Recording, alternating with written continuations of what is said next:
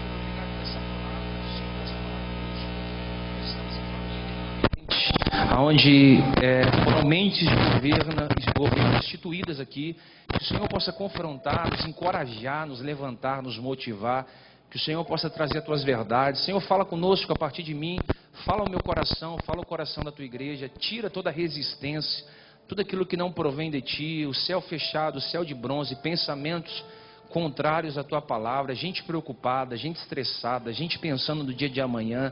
Senhor, que todas as orações que foram feitas nesse lugar no dia de hoje possam se voltar a ti, em nome de Jesus. Amém? Se assenta dando um glória a Deus. Glória a Deus! Aleluia. Eu confesso que essa mensagem aqui, ela tomou conta do meu coração por algumas horas, e eu quero falar um pouco sobre isso, despertando os desviados dentro da igreja. Dá sua atenção para mim, queridos. Foi lançado uma pesquisa, e essa pesquisa foi feita pelo IBGE, nesse ano mesmo de 2017, e o IBGE afirmou, através dessa pesquisa, que o Brasil já existe mais de 60 milhões de evangélicos. Só para você ter uma ideia, esse número tende a crescer para 72 milhões de evangélicos até 2020. Então tende a ter um crescimento aí de pelo menos 25 a 30% a mais da população brasileira que está se dobrando, se rendendo a Jesus. O que me chamou a atenção foi que 60 milhões de evangélicos ainda não conseguiram dobrar essa nação para Jesus. Porque na verdade hoje se tornou uma modinha dizer que é evangélico. Hoje dizer que você é evangélico se tornou uma moda. Qual religião você pertence? Eu sou evangélico. Qual religião você pertence? Eu sou pentecostal. Qual religião você pertence? Eu sou do povo de Deus, do povo do glória a Deus. E aí a gente para fazer uma retrospectiva e a gente começa a ver que durante muitos anos, durante muitas décadas, a igreja sempre lançou atrativos para trazer as pessoas para Cristo.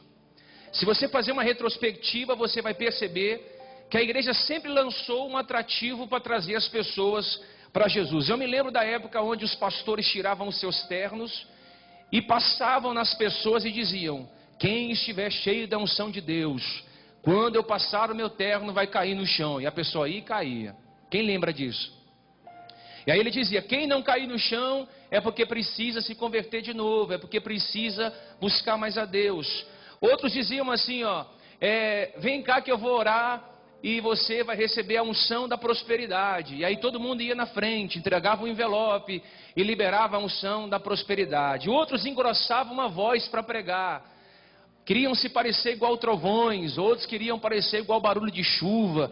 Então as pessoas trouxeram sempre uma inovação. Uns trouxeram a unção do riso, outros trouxeram a unção do sapatinho de fogo, outros trouxeram uma adoração genuína, que rasgava o coração. Chegamos a um ponto dos músicos adorarem a Deus de costa para o povo, tamanha era a santidade. Eu não quero anular nenhuma manifestação aqui, porque muitas dessas manifestações eu fiz parte, eu já usufruí disso, vivenciei, é uma bênção, mas eu quero dizer para você que nenhuma manifestação profética, ela tem valor se por trás não estiver a mensagem do reino de Deus sendo pregada, sendo estampada aos corações. Se tiver uma palavra sendo pregada, uma palavra de encorajamento atrás de um arrependimento, aí sim há transformação. E eu quero dizer para você que 60 milhões de evangélicos, para você se assustar, 60 milhões de evangélicos, mas a estimativa é que para cada um evangélico há um desviado. Então você é bom de matemática, você tem um raciocínio rápido, você concorda comigo. Para cada um evangélico há um desviado. Isso aponta que tem muita gente desviada aí fora. Tem muita gente desviada da igreja, da eclésia, da estrutura e também de Cristo. E essas pessoas, elas se desviaram da igreja, se desviaram de Jesus, simplesmente pelo evangelho que elas ouviram. O evangelho da facilidade. Qual é o evangelho da facilidade? Deus vai te dar vitória, Deus vai te promover, Deus vai te exaltar, a roda gigante vai girar, quem te viu embaixo vai te ver em cima, esse ano não termina do mesmo jeito que começou. Olha, fica tranquilo, faz uma oferta, você vai prosperar como ninguém. Então muita gente veio para a igreja, não teve caráter transformado, não teve transformação de entendimento, logo ouviu um evangelho de praticidade. E Deus não é nosso servo, Deus é nosso Senhor. E como Senhor, como Deus que tudo pode, Ele precisa frustrar a nossa vida.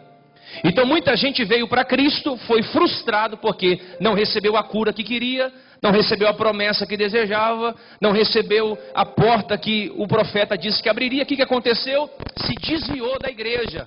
Por quê?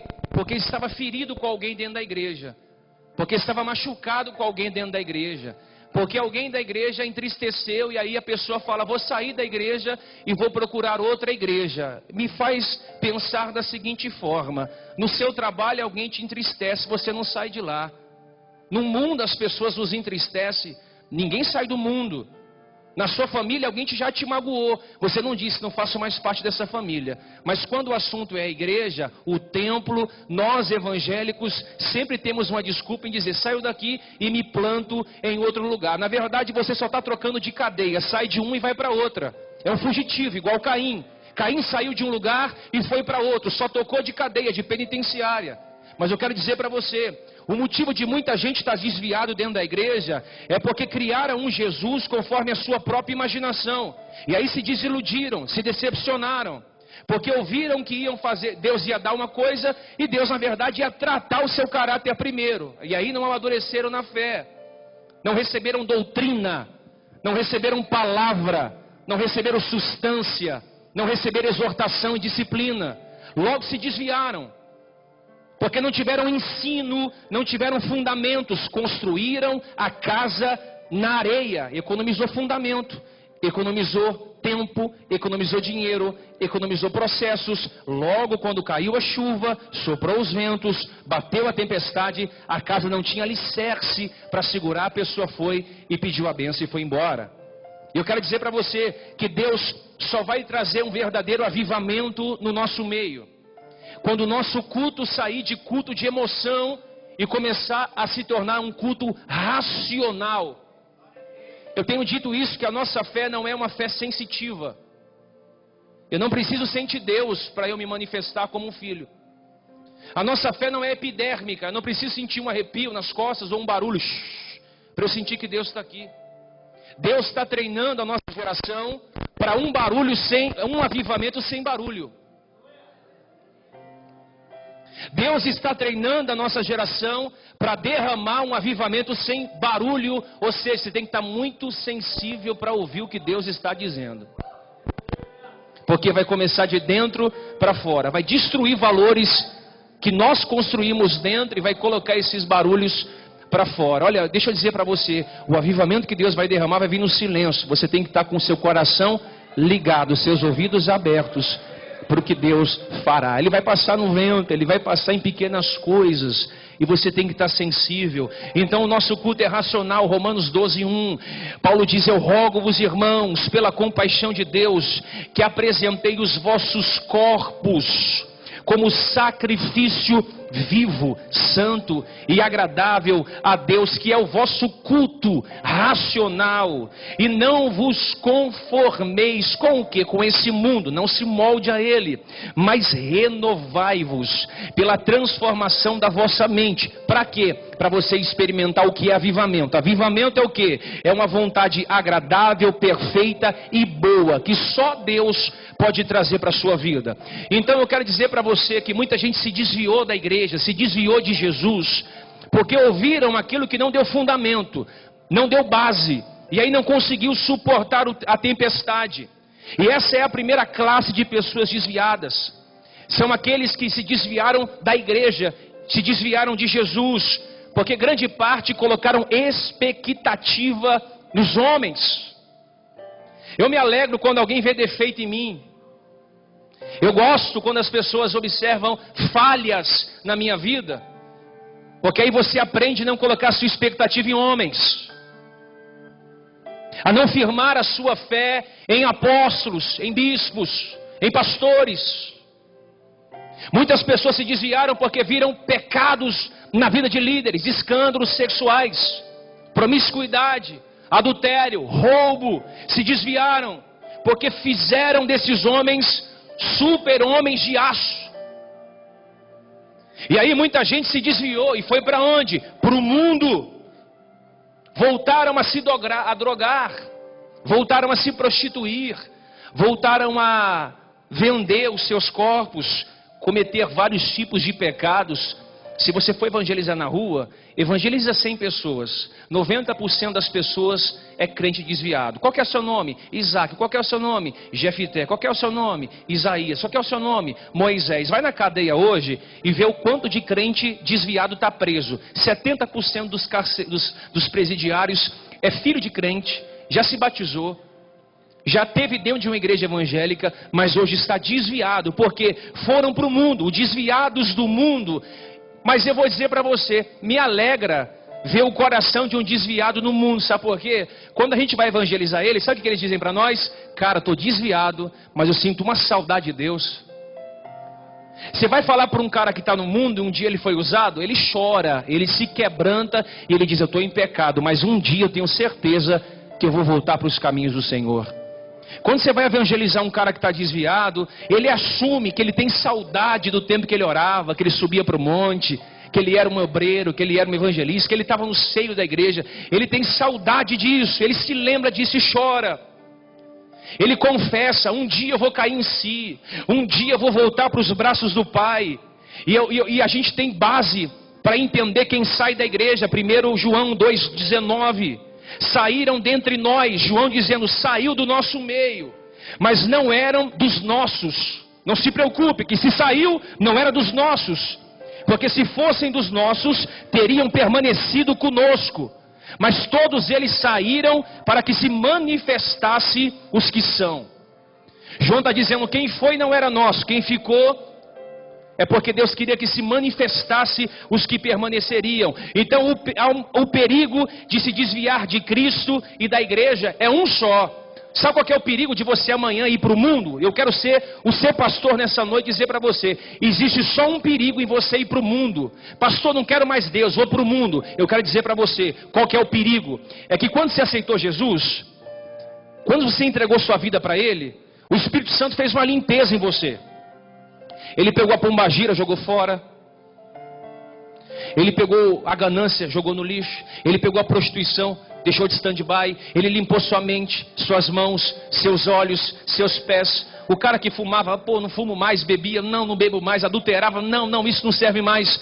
E aí quando você se desvia da igreja e de Jesus, porque se ele é o cabeça da igreja, logo a igreja é dele, acontece o seguinte, Mateus 12, 43. Ora, havendo o espírito imundo saído do homem, anda por lugares áridos, buscando repouso e não encontra. Então diz: voltarei para minha casa. Essa casa aqui não é casa de bloco, é casa humana. Ele diz: eu vou voltar para minha casa, da onde saí. E chegando, acha desocupada, seu coraçãozinho desocupado, varrida e adornada, porque o Espírito Santo limpou. Então ele vai, o que acontece? Ele diz: achei um crente desviado. Ele se desviou, está no mundo. E acontece o versículo 45. Ele traz 7 espíritos piores para a sua vida. Ele traz 7 espíritos piores para habitar ali. E o último estado desse homem vem a ser pior do que o primeiro. Assim há de acontecer também com essa geração perversa. Olha o que Jesus está dizendo. Quando você se desvia de Jesus, a casa está limpinha. Aí o demônio fala: vou voltar para lá. Só que eu não vou voltar sozinho, vou trazer mais 7. Então se desviar de Jesus é um perigo. Mas eu quero dizer para você o seguinte: na minha perspectiva como pastor, o pior tipo de desviado não é quem está fora. O pior tipo de desviado não é quem está no mundo. Na minha opinião, o pior tipo de desviado é quem está no seio da igreja. Talvez alguém está do seu lado desviado e você não sabe. O pior desviado é aquele que frequenta os templos.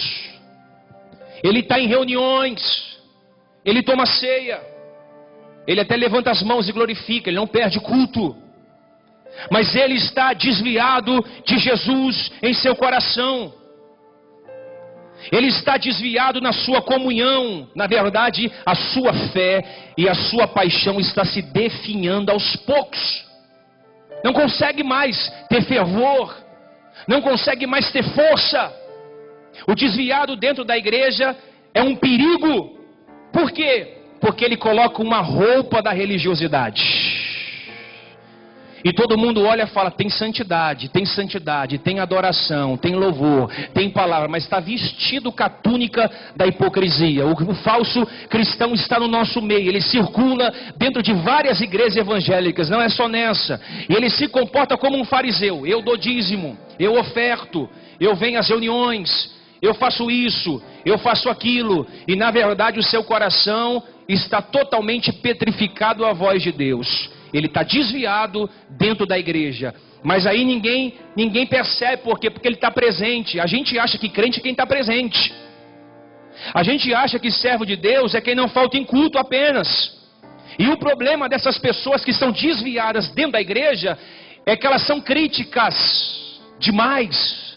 Você descobre quem é um desviado dentro da igreja, é o crítico. Tudo critica. Critica o pastor, critica o louvor, critica a liderança, critica os membros, critica a cor, critica as cadeiras, critica por criticar, porque o seu espírito é crítico. E todo crítico é um desviado de Jesus, porque a Bíblia diz que de uma fonte não pode jorrar 2 águas, ou ela jorra água doce, ou ela jorra água amarga, salubre. Ou você usa a boca para abençoar, ou você usa a boca para amaldiçoar. Mas eu gosto disso, porque tudo que a gente diz no secreto, a Bíblia diz que é palavra frívola, vai ser levado em consideração no dia do juízo final.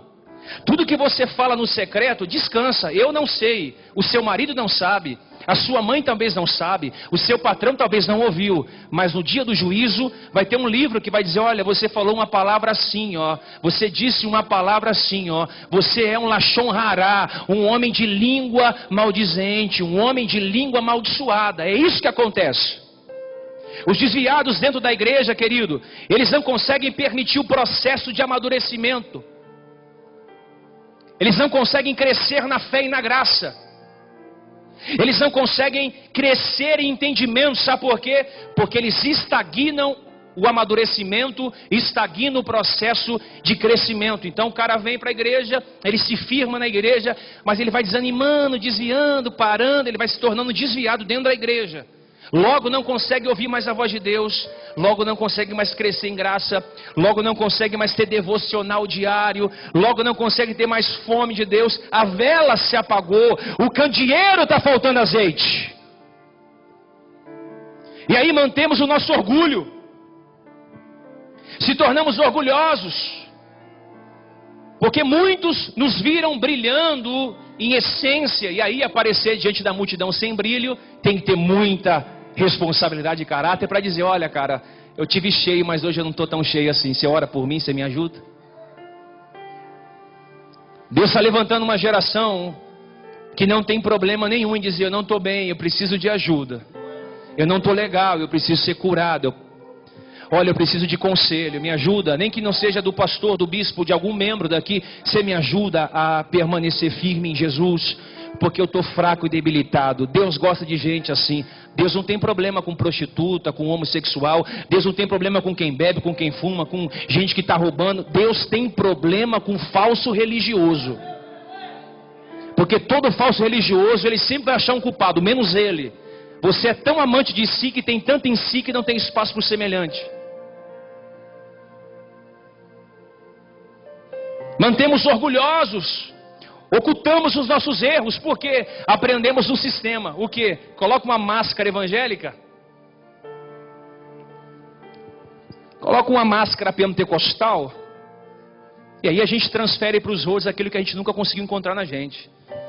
E aí você vê um monte de casamento destruído, porque não tem hombridade do casal de chegar e falar: cara, cuida da gente, a gente está quebrando.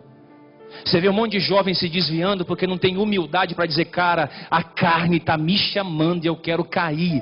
Você não vê gente, é poucas pessoas que querem transformação, pessoas que querem mudança. Você vê um monte de ministério quebrando, o pastor vai quebrar, mas não tem coragem de dizer: me ensina, me ajuda a mudar a visão, porque começo aqui já não está mais vingando. É pouca gente que está querendo mudança, transformação,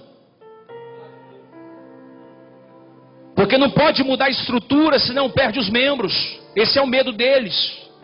Se mudar a forma que eu prego, eu vou quebrar a igreja. Se mudar a forma que eu faço campanha, eu quebro a igreja. Irmão, a igreja não é sua, nunca foi sua e nem será sua. Tem dono a igreja. O seu papel é só ser dispenseiro das coisas de Deus, cuidar bem delas. E o problema é que quando você tem que mostrar para as pessoas o que você é, reputação é que as pessoas pensam que você é. E eu não me preocupo muito com a minha reputação, porque eu não tenho mais. Homem de Deus não tem reputação. Moisés, para se tornar Moisés, eu teve que fazer Moisés perder a reputação. Eu não sei se você quer reputação ainda. Eu quero ser reconhecido como um pregador conhecido. Eu quero ser reconhecido como um missionário, um pastor, um bispo, um apóstolo, um semideus. Eu quero ser conhecida como uma cantora de sucesso. Nós não temos mais reputação. Perdemos a reputação. Quando entregamos a nossa vida a Jesus, perdemos qualquer tipo de reputação. Porque o que as pessoas pensam a seu respeito não define quem você é. E o que as pessoas pensam ao meu respeito não define quem eu sou. Por isso que caráter é algo no secreto. Quem você é no secreto revela o seu caráter no público. Então reputação é para quem quer ainda mostrar alguma coisa para alguém. Reputação é para quem quer provar alguma coisa para alguém. E Deus hoje, irmão, Ele quer que a gente tire a força humana, tire o suor humano. Você está cansando porque tem muita força humana. Você está cansando porque a força humana tem tomado o governo de Deus na sua vida. Você tem feito uma network, uma rede de amigos, mas tem se esquecido de trazer o melhor amigo para estar ao seu lado, que é o Espírito Santo de Deus. Eu esqueci de dizer, muita gente nem fala mais do Espírito Santo porque ele não é conveniente em algumas reuniões. Eu quero dizer para você, querido, que você pode estar correndo um sério risco de estar desviado, mesmo frequentando uma igreja evangélica. E eu venho aqui como um despertador nessa noite, trazendo comichões nos ouvidos de alguém, mas eu venho aqui tentar te despertar nessa noite. Ainda há tempo de você se despertar, ainda há tempo de você sair dessa sonolência espiritual, ainda há tempo de você levantar. Ainda há tempo de você despertar. Pastor, como eu sei que eu estou desviado na igreja? É muito simples. Eu vou dar 3 coisas aqui para você ver. Quando é que você percebe, quando é que você entende que você está desviado mesmo frequentando uma igreja? É muito simples. Quando se vive na prática do pecado e não quer mudança. Mas não confunda pecado venal com pecado mortal. Pecado mortal é uma coisa, pecado venal é outra coisa totalmente diferente. O pecado venal são pequenos pecados que muitas vezes é cometido inconscientemente. É como pequenas arestas no seu jardim, pequenas ervas daninhas, que se não tiver uma atenção, ela vai destruir toda a sua plantação. São pequenas raposinhas que destroem o vinhedo. Esse é um pecado venal, são deslizes semanais, são deslizes que você comete, muitas vezes nem percebe. São pequenas atitudes, mas tem o pecado mortal. O pecado mortal é o pecado de desobediência grave a Deus. É quando você sabe que é pecado, mas ainda continua fazendo. É quando você sabe que vai trazer prejuízo e você continua fazendo. É quando você sabe que a corda vai quebrar, mas você continua fazendo as mesmas coisas. E aí eu quero dizer para você, querido, que nós damos desculpas pelo nosso próprio pecado, porque não queremos mudança. 1 João 1:3-9 diz: todo aquele que é nascido de Deus não vive na prática de pecado. Comete pecado porque todo mundo peca, mas não vive na prática, não se tornou um hábito. Pois o que permanece nele é a divina semente. Ora, esse não pode viver pecando porque é nascido de Deus. Então o cara até escorrega, mas ele logo levanta. Ele comete um delito com a fala, mas logo pede perdão. Olha, ele faz alguma coisa que desagradou a Deus com os olhos, logo ele se quebranta, logo ele traz arrependimento, ele diz: preciso mudar. Isso é um pecado que te leva a arrependimento. Mas quando você está cometendo o mesmo pecado e não te traz arrependimento, isso se tornou um pecado para a morte. E 1 João 2,4 diz, ele afirma, João, dizendo: eu conheço e não guarda os seus mandamentos. Quem não guarda o mandamento é mentiroso e nele não há verdade. Então, quando é que eu sei que eu estou desviado na igreja? Essa palavra aqui é um tanto quanto difícil de pregar, até porque é para mim mesmo. Mas eu quero que você entenda uma coisa. Como é que você sabe que você está desviado na igreja? Quando não se ora mais. Se o crente não ora mais e não tem prazer na oração, isso aponta que ele está desviado e não sabe.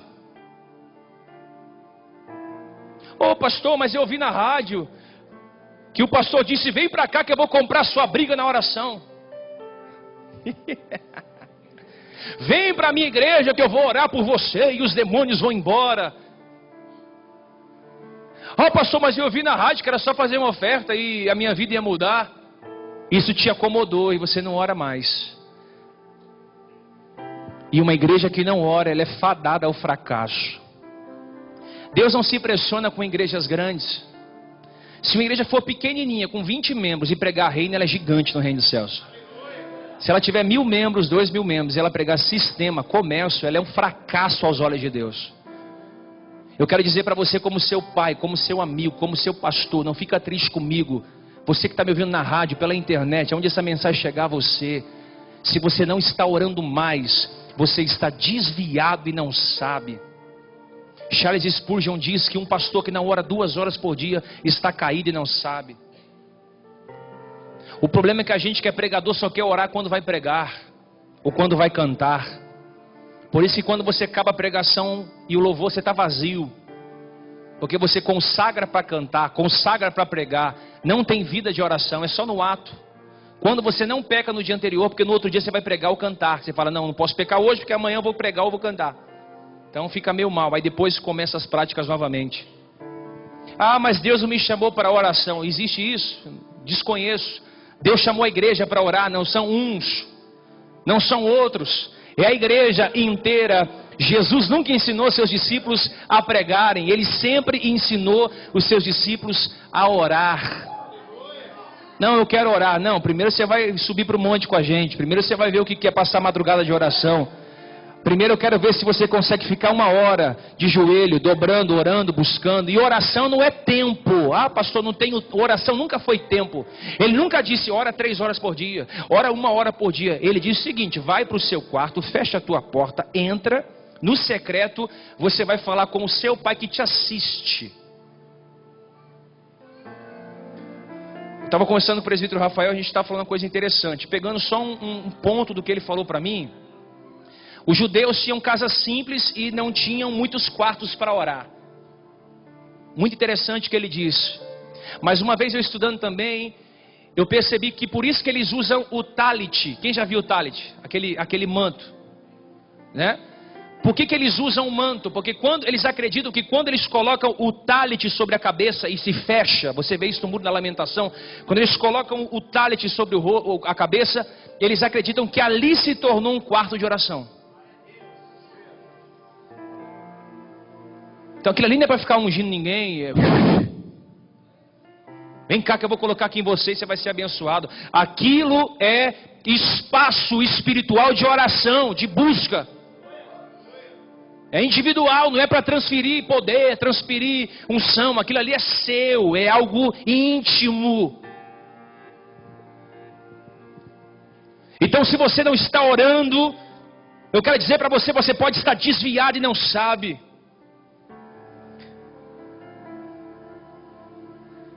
Eu não ouvi um amém. Pastor, como é que eu sei que eu posso estar desviado? Simples. Se você tem sido mais atraído pelas coisas do mundo do que pelas coisas de Deus. Qual que é a sua agenda semanal? Cinema, muito bom, adoro ir no cinema, você tem que ir várias vezes mesmo. Mas o que te chama mais a sua atenção? É balada? É festa? É entretenimento? É músicas do mundo? É paixões do mundo? O que chama mais sua atenção hoje? Porque se você estiver na igreja e as coisas do mundo te chamar mais atenção do que as coisas do reino, você está desviado e você não sabe. Eu vim despertar você para você voltar para o primeiro amor. Não, meus amigos me atraem. Você está desviado e não sabe. Mas o mundo me chama. Desviou e não entendeu. Ah, mas o mundo é tão gostoso. Eu sei que é gostoso, irmão. No mundo tinha tanta facilidade. Eu vim do mundo, eu vim do pecado, eu vim do lodo, eu vim da lama. Mas um dia, eu me lembro como se fosse hoje. Eu vim de uma balada no sábado. Isso aqui há quase 11 anos atrás. Eu muito louco de droga e bebida. Eu sentei na minha cama. E eu comecei a ver tudo aquilo que eu estava passando, uma vida horrível. Eu liguei o computador e ouvi uma pregação. E Deus falou: que vida miserável que você está vivendo, cara. Olha o lixo aonde você estava ontem. Eu quero mudar a sua vida, eu quero mudar a sua história. Eu tinha asco de crente. Eu não gostava de crente, eu queria ver crente longe de mim. Eu dizia: esse povo grita demais, esse povo é doido, é fanático. Aqueles irmãos tudo engessadinho. Falei: não, eu não me vejo dentro desse negócio não. Deus me livre, eu sou de uma família católica. Mas um dia ele veio, irmão. Um dia ele falou: cara, você é meu e ninguém... Você é meu, irmão, você podia... E eu me lembro que eu tive que perder amigos, meus melhores amigos. Eu disse: cara, eu não queria perder vocês, mas eu estou vivendo outro ambiente. Eles falaram: não, quem não quer ser amigo de você sou eu. Uns amigos foram embora, a balada eu já não conseguia ir mais. Eu até tentei ir na balada mesmo sendo crente, irmão. O ambiente era estranho, as músicas eram estranhas. Falei: não, aqui não é ambiente para mim não. E eu fui sendo chamado. Não, ó, querido, não dá nem para você desviar mais, porque se você se desviar na balada, alguém fala: mas você não é da igreja tal lá? Eu te vi lá, te Te vi. Desvia hoje para você ver. Sai dos caminhos de Deus hoje. Você pode estar dentro de um terreiro. A irmãzinha fala, mas te vi lá na igreja. Vi você. Você não é daqui não. Volta para lá. Nem o mundo te quer mais. Não tem volta. É uma passagem só de ida. Vai te custar tudo. Vai perder amigos, vai perder família, vai perder colegas, vai perder trabalho, vai perder reputação, vai perder dinheiro. Quando você chegar a estaca zero, ele vai falar, agora tá do jeito que eu quero. Vem.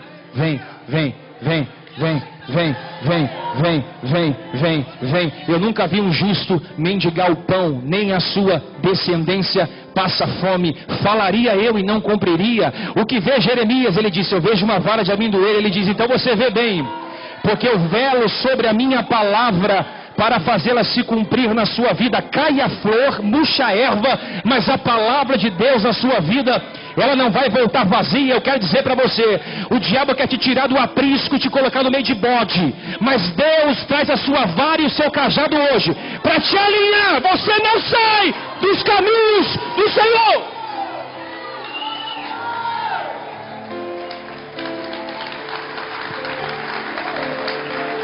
Não sai. Como é que eu sei que eu estou desviado, pastor?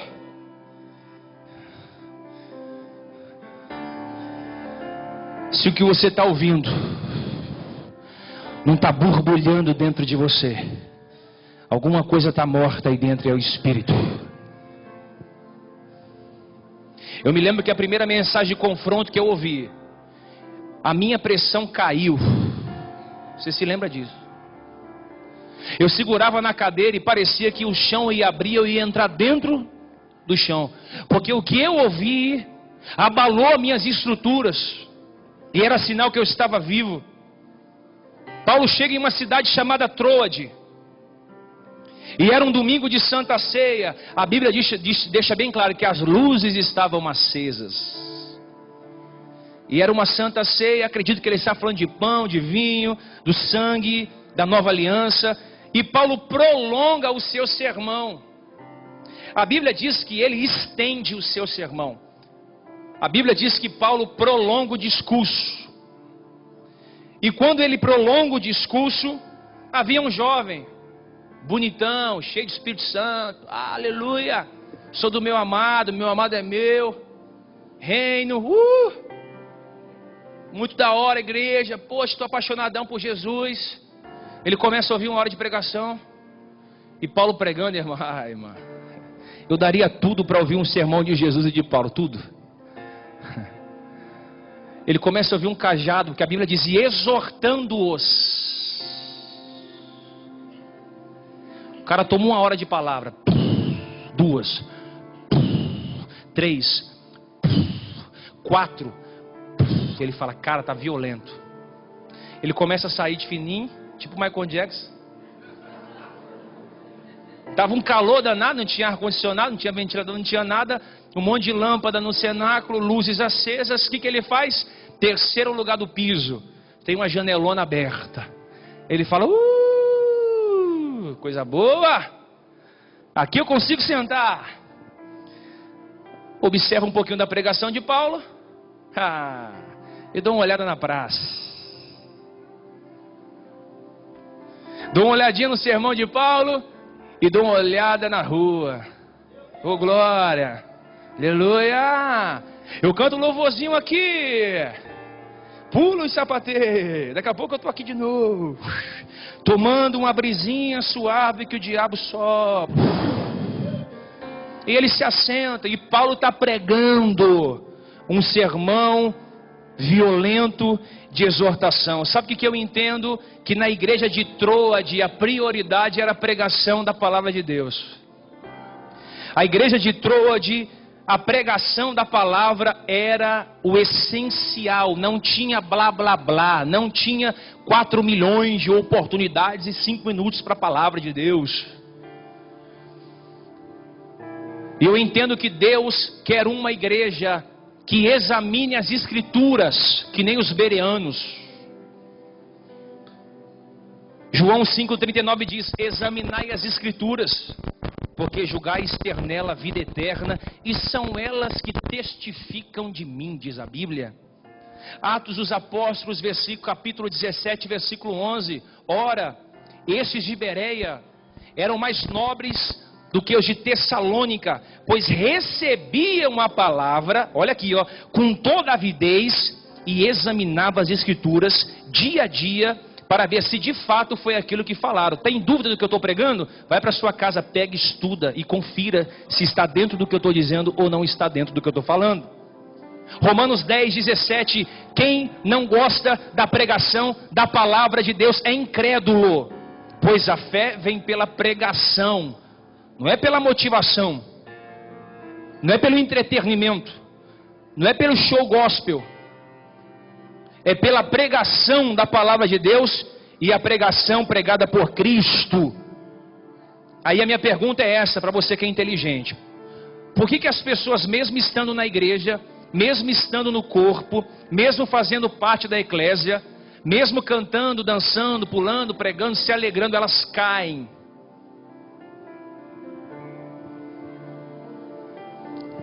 E só refrescando mais uma vez sua memória, você está correndo um sério risco de estar vivendo um sono espiritual. Romanos 13, 11 diz: isso te digo, conhecendo o tempo, que já é a hora do quê? De despertar do sono, porque a nossa salvação está agora mais perto do que quando aceitamos a fé. Paulo está dizendo: não tem mais tempo para ficar cochilando na igreja. Não tem mais tempo para tirar soninho gospel. Não tem mais tempo para ficar fazendo da igreja um resort. Vem quando eu quero. Ai, aleluia. Ai, aleluia. Vou para o culto. Aleluia. Aí está na igreja, um pezinho no mundo. Estou ouvindo o Diego pregar, mas também estou ouvindo Satanás falar. Ah, eu estou ouvindo o bispo lá de domingo. Estou no reino, hashtag reino. Ah, mas estou ouvindo a Maria fofoquinha falar também. A língua, ela fala, eu gosto de ouvir. Eu não falo nada, eu sou fofoqueira passiva, só escuto.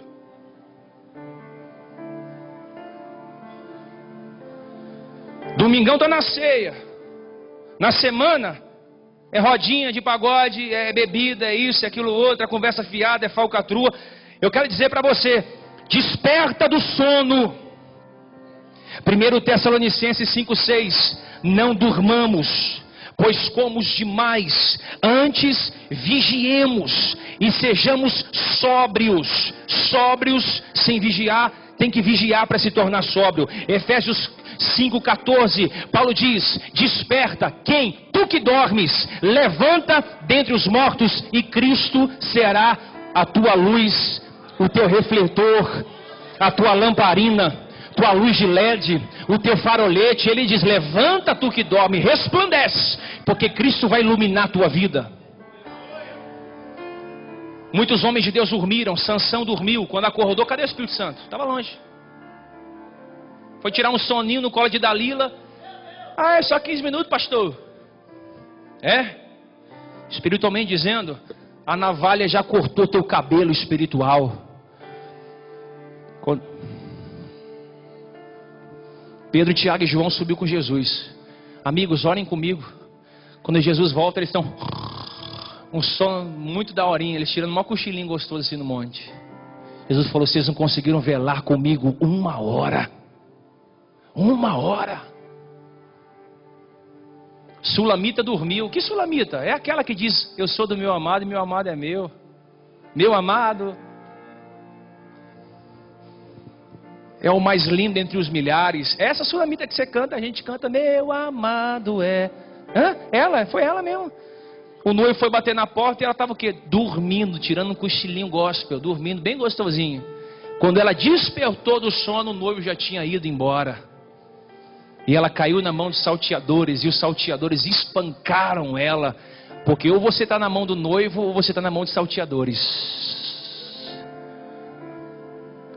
Ou você está sendo cuidado pela mão do noivo, ou os salteadores estão cuidando de você.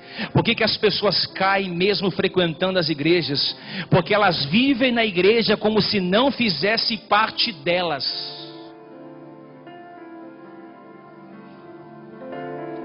Se você não sente a dor do seu pastor, você é uma prótese. Funciona, mas não tem a vida da cabeça. Traz isso para sua família. Se você não sente a dor da sua esposa, é prótese. Do seu marido, é prótese. Se você é funcionário e não sente as dores do seu patrão, prótese. E vice-versa. Estamos funcionando bem, mas não estamos fluindo como deveríamos fluir. E eu quero dizer para você que as pessoas caem, sabe por quê? Porque elas acabam se acostumando com a presença de Deus. E no dia que você se acostumar com a presença de Deus, você tem que vender qualquer outra coisa, meu. Você tem que vender, vai vender pipoca, vai geladinho, vai fazer qualquer outra coisa, irmão, que não dá mais. Se acostumar com o cabode de Deus, com a glória de Deus, com a Shekinah de Deus, perdeu, já era, acabou. Não dá para se acostumar com esse ambiente. Tem gente que entra aqui, irmão, não sente mais nada, porque está perdido dentro de si. Tem gente que vai para o quarto da oração, dobra o joelho e não sente mais nada. Com Deus você está bem, jejuando, orando, dizimando. Com Deus você está bem, mas com o seu semelhante está péssimo. Não consegue liberar perdão, não consegue abraçar, não consegue amar, não consegue se envolver. Deus fala, não consigo te abençoar porque você está sem falar com a irmãzinha Joaninha. E para eu te abençoar, você tem que estar de paz com a Joaninha. E para eu te abençoar, você tem que estar de paz com o Zezinho. Então, fica uma coisa difícil. Lembra que a arca ficou na casa de Abinadab? Ficou por quanto tempo? 20 anos. E por que a casa de Abinadab não foi abençoada? E a casa de Obed-edom ficou só 3 meses a arca. E tudo que estava estéril na casa de Abinadab trouxe vida, trouxe luz. Porque umas pessoas se acostumam com a presença de Deus. A minha avó tem quase 80 anos de idade. E desde que eu conheço por gente, que eu conheço a minha avó e que eu vou na casa dela, ela é uma mulher católica. Todo santo dia, 5 horas da manhã, ela banha o pé da sua cama de lágrimas e ora o seu texto. É vergonhoso saber que uma mulher que muitas vezes não faz parte da nossa denominação, ora mais do que 90% das pessoas que andam à nossa volta. Eu queria pregar uma mensagem para você hoje, que você ia se tornar próspero amanhã, que você ia vencer as suas crises emocionais, que você ia dar a volta por cima aí nessa semana, que a porta que está fechada amanhã ia arranhar para você, mas eu não posso permitir que você seja abençoado sem antes despertar, porque se você ser abençoado sem despertar, você vai cair lá na frente, e Deus não vai perder mais você, não vai perder, mas Ele te mata, mas não te perde para o diabo. Por isso que as portas estão trancadas, para você poder ficar na reflexão de como está a tua vida. Eu fiz uma reflexão, disse, Deus, por que o Senhor não está falando comigo? Ele disse, por isso. Eu fui fechando porta por porta, porta por porta, porta por porta. Essa tarde, irmão, eu senti tanta presença de Deus na minha vida, que eu disse, Senhor, eu entendi, o Senhor quer níveis maiores de renúncia. Eu andei 1 milha, mas para andar 2 eu vou ter que renunciar mais, morrer mais. E toda vez que você for para a cruz, alguém vai querer te tirar de lá. Desce daí se tu és filho de Deus.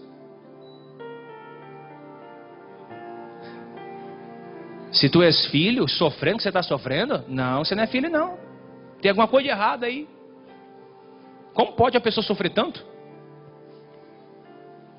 Tem até umas campanhas, né? Pare de sofrer.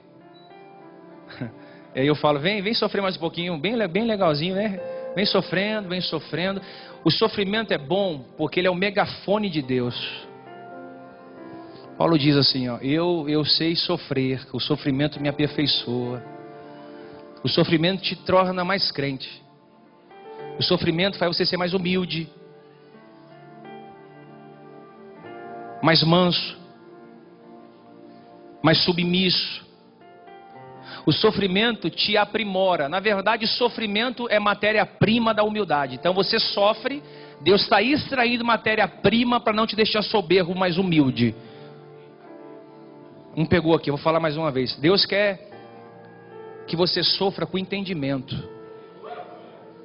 Por que eu estou sofrendo? Poxa, eu sei por quê. Porque eu decidi ver uma vida diferente. Por que eu estou sofrendo, meu Deus? Porque eu decidi mudar de vida. Aí é um sofrimento positivo. Por que eu estou sofrendo? Porque eu renunciei o que eu gostava de fazer para agradar o coração do Pai. E quando está sofrendo sem entendimento, entra em crise. Ai, eu quero morrer. Ai, tira a minha vida, que nem Elias. Ai, agora já era, vou mudar de cidade. Ai. Deus fala, para de ser bobinho. Para de ser bobinho. No mundo vai ter aflição. Vai ter gente te crucificando todo o tempo. Vai ter gente que não vai compreender a sua dor.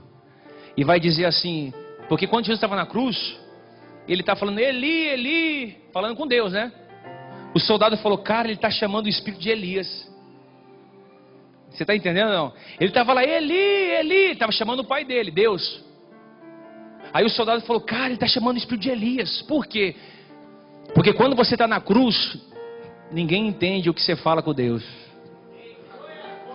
Ninguém entende a sua dor, o nível de dor. Por isso que você tem que passar por ela. Eu gosto de gente que... Eu adoro história de superação, Camila, Caetano. Eu gosto disso.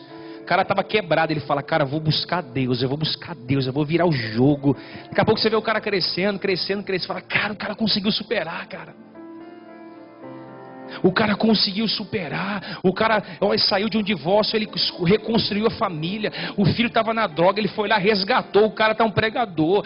O cara está lutando contra o pecado. O cara está se matando para lutar contra o pecado. Está superando. Mas gente que se entrega, Deus fala, minha alma não tem prazer em quem se entrega. Se no dia da tua angústia a tua fé for pequena, a tua força for pequena, você não serve.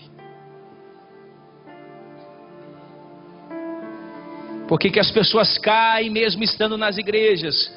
Porque elas perdem de vista o altar.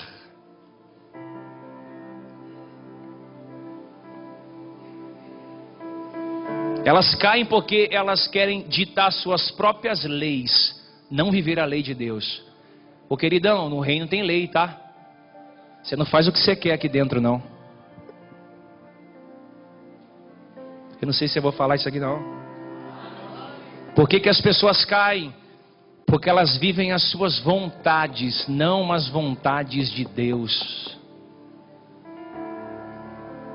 E aí, o Eutico subiu lá na janelinha, sentou na janela, e estava ouvindo um louvorzinho gostoso. Daqui a pouco ele olhou para o mundo e falou, nossa, tá legal lá também. Ele olhou para a igreja e falou, tá tendo muita briga ali na igreja. Acho que eu vou vir para cá, aqui o negócio tá muito gostoso aqui. Aí ele foi lá de novo, Paulo pregando um sermão de confronto, irmão. Pensa, os estudiosos dizem que ele pregou eu estou pregando 40 minutos aqui, tem gente assim, quero ir embora, tem que fazer a janta. Aqui não tem, só nas igrejas que eu vou pregar. Fora que tem lugar que a gente vai pregar, você vai falar, que você está pregando o quê? Está na Bíblia?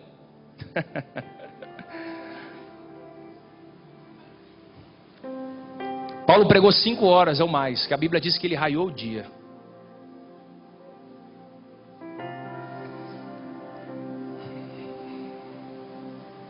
E eu estava onde? Estava na janelinha lá, tirando uma onda. Poxa, o que eu vou fazer amanhã, cara? Acho que amanhã eu vou dar um rolê. E aí o que aconteceu? Um vilão chamado distração. Se o diabo conseguir te distrair, ele te divide.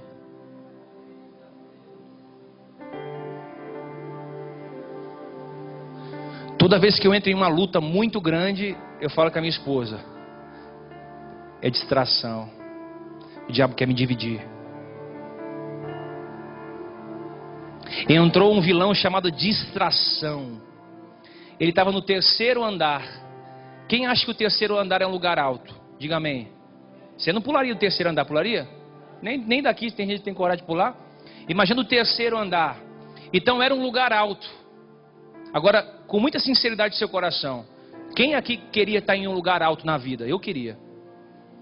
Se você não levantou a mão, diga a glória. Sei lá, se você quiser ficar em silêncio, diga. Mas eu queria. Quem queria aqui estar em um lugar alto? Vendo a sua família em lugares altos, os seus filhos. Isso é de Deus, irmão. Pode entender o que eu estou dizendo. Quem queria aqui? Eu queria. Você queria ganhar melhor? você queria comer bem, você queria morar numa casa confortável, aquele colchão king size gostosinho, né, Camila? Você queria lá, poxa, tá legal. Quem queria? Todo mundo quer estar em lugar alto, gente, porque é de Deus. Só que eu quero trazer uma mensagem ao seu coração. Lugar alto requer vigilância.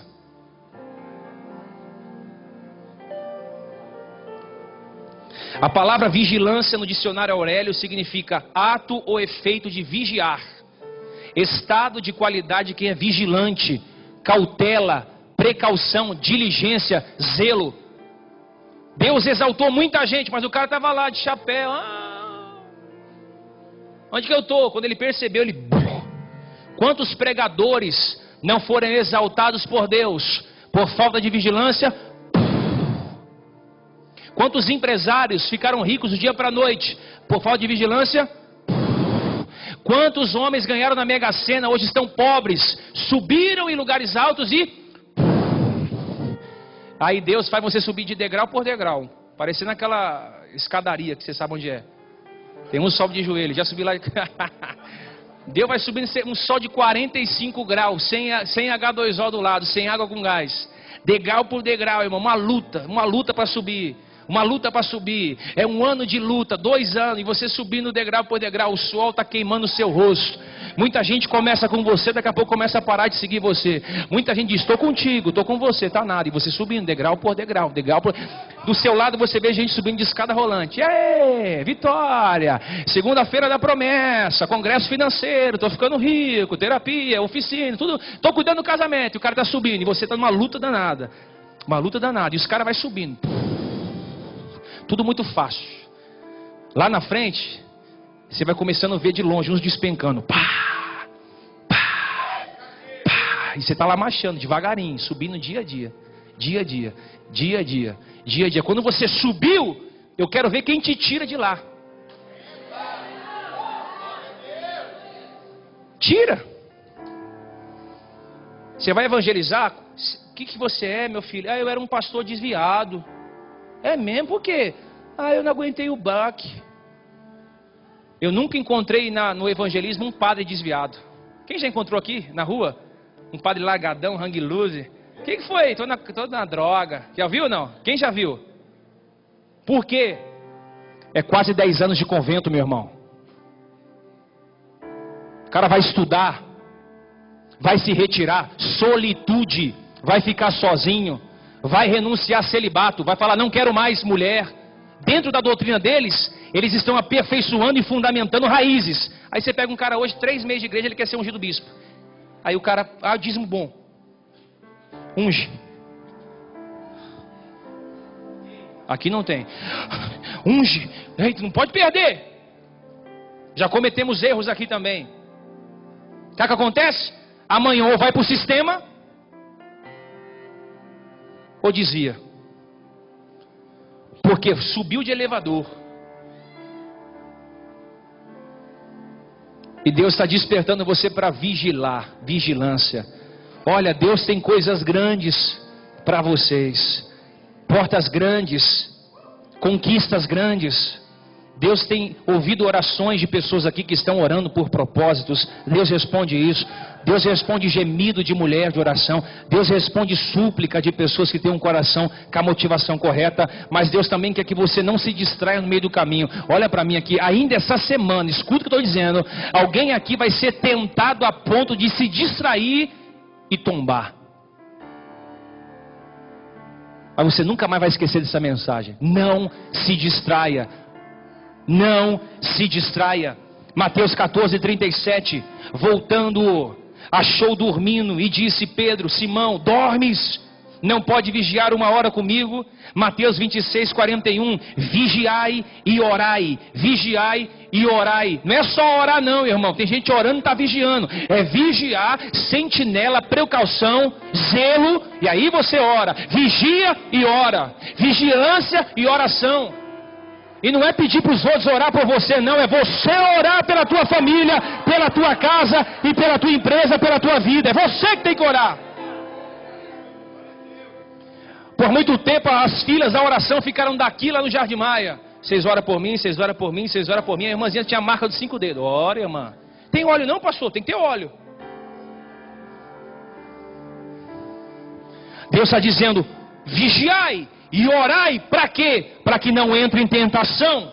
O espírito na verdade está pronto, mas a carne, esse corpo terráqueo chamado carne, está fraco, é fraco, não se converte. Seu espírito fala: vamos adorar a Deus. A sua carne diz: fica em casa, está friozinho, come uma pipoquinha gostosa hoje, fica tranquilo. O seu espírito diz: olha, não cobiça isso. A sua carne fala: cobiça porque vai dar certo. O seu espírito diz: olha, bate, afronta, gospe a sua alma na cara dela. E o espírito, a carne diz isso, o espírito fala: não, se aquieta. Se aquieta. Carne é fraca. Lugar alto é lugar de vigilância. Porque Davi caiu em lugares altos. Eu quero terminar. Foi num lugar alto que Davi caiu. O diabo levou Jesus para o lugar mais alto. Disse: vai, te dou todos os reinos da terra, se prostrado me adorar. Tem gente, irmão, que nem pensava. Tem crente que se o diabo falar assim: eu te dou tudo que você quiser, ele fala: é mesmo? Ah, eu vou. Isso é Deus. O cara fala: é Deus purinho nisso.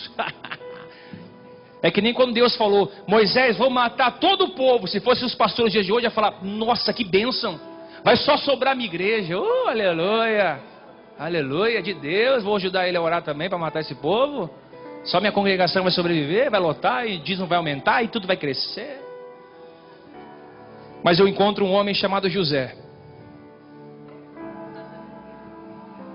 O camarada se tornou o governador do Egito, o lugar mais alto que um homem pode subir.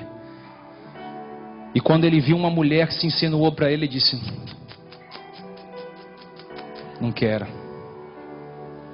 Quando ele viu a oportunidade de cair em adultério, em cair em prostituição, ele diz: não, já sou casado, tenho uma aliança com Deus.